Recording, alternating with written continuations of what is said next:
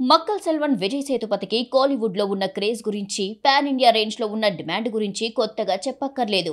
ఆ డిమాండ్ ని క్యాష్ చేసుకోవడం వల్ల విజయ్ సేతుపతి పారితోషికంపై ఎప్పుడూ ఏదో ఒక వార్త వస్తూ ఉంటుంది.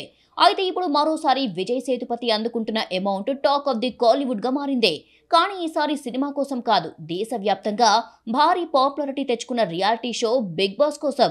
అక్టోబర్ 6 నుంచి తమిళ్లో బిగ్ బాస్ సీజన్ 8 మొదలు కానుంది.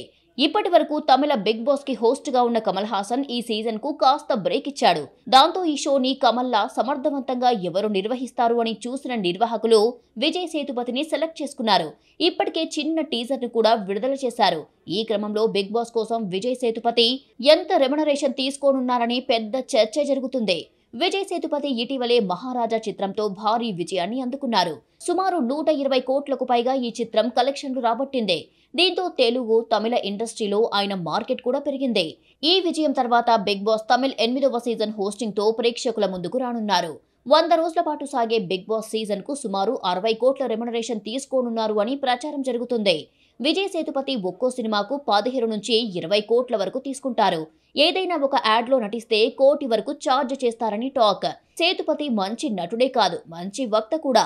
బిగ్ బాస్ షోకి హోస్ట్ గా ఆయన ఎంపిక పర్ఫెక్ట్ అని అంటున్నారు అభిమానులు. మక్కల్ సెల్వన్ తదుపరి సీజన్లకు కూడా వ్యాఖ్యాతగా కొనసాగుతాడని, భవిష్యత్లో రెమ్యునరేషన్ మరింత పెంచే అవకాశం ఉందని అంటున్నారు.